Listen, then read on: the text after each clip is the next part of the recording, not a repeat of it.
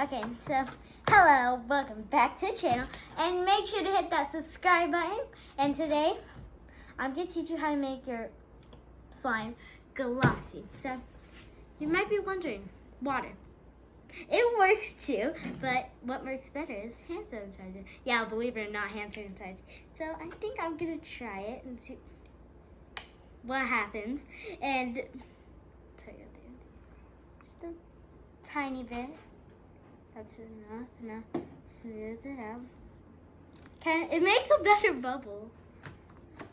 Okay. It smells bad. Why did I use one of Mom's bag? Wait,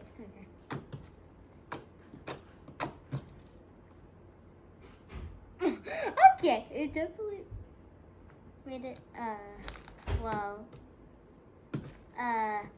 little bit glossy.